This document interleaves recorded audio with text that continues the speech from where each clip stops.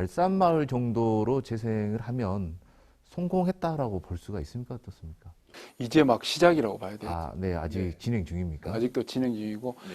발산마을은 아시다시피 이 달동네로도 유명하지만 또 하나는 그 옆에 신방직의 여공들이 그곳에 주거를 하면서 살았던 그 애안이 서린 어떤 동네이기도 하죠. 3년 전에 기차 그룹의 후원을 받아서 네. 거기를 발산 창조마을로 만들어 했는데요. 물론 양림동이나 동명동처럼 핫한 플레이스는 아니지만 네. 그러나 거기에 문화예술을 하는 청년들이 네. 그곳에 들어가서 주민들과 함께 청춘 발산 마을을 일구었던 좋은 사례라고 볼 수 있어요. 그런 점에서 한번 조금 우리가 지금 일어나고 있는 청춘 발산 마을에서 네. 예를 들자면 이제 이런 점이 있어요. 이제 지속 가능성과 관련해서 청년들이 거기에 지금 현재 결합대에 들어가 거주하고 있거든요. 근데 그 거주 형태를 어떤 식으로 했냐면 구청이 빈 집을 6채에서 7채를 매입을 했습니다. 네. 그래서 그걸 리모델링 해가지고 청년들에게 무료로 지금 제공하고 있거든요. 그렇기 때문에 청년들은 이 과정을 통해서 지금 주거 문제를 일정히 해결하고 있고 또 청년들이 문화예술, 공공미술을 통한 지금 현재 발산 창조마을을 변화시키고 있기 때문에 여기에 협동조합, 마을기업, 사회적 기업과 같은 사회적 네. 경제 조직을 통해서 이들이 이제 그 마을에서 지속 가능한 구조를 네. 이제 만들어 가야 되는 것이죠.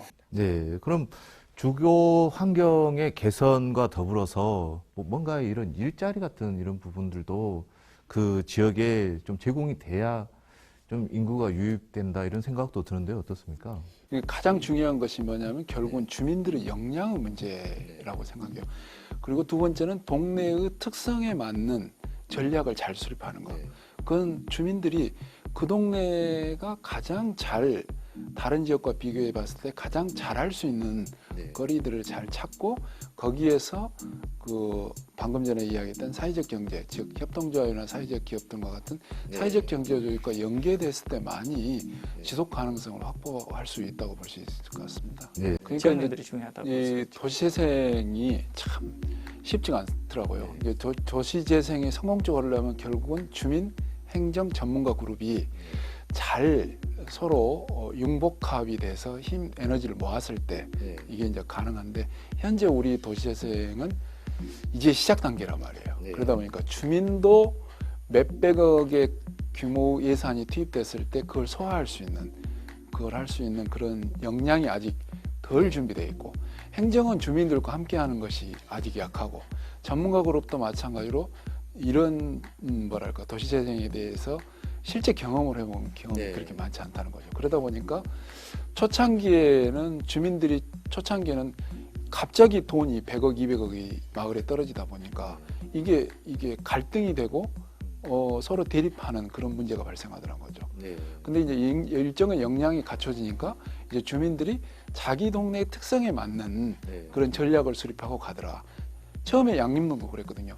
처음에 양림동도 그런 재생 사업을 이야기할 때 주민들이 무조건 아파트부터 지어달라고 했거든요. 그러니까 보통 아파트 지으면 그래야지 이제 주민들 입장에서도 뭐 네. 그쪽 일대에 뭐 땅값이 오른다든가 그러니까 그런 혜택을 볼 수 있지 않습니까? 그러면서 주민교육을 하면서 아파트 지어주라는 곳에 표시를 하라겠죠. 그러니까 이쪽에도 아파트 지어달라고 저쪽에도 아파트 통별로 하나씩 아파트를 지어달라고 하는 거예요, 주민들이.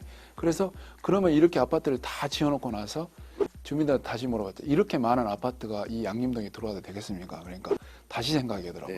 그래서 3년 동안 교육을 하고 주민들과 함께 하다 보니까 주민들이 이제는 우리 양림동이 역사와 문화를 소유한 정말 오래된 마을 아니냐. 그러니까 역사문화 마을을 만들어 가야 된다. 이렇게 결론을 내고 지금 현재 재생을 그런 식으로 가고 있지 않습니까?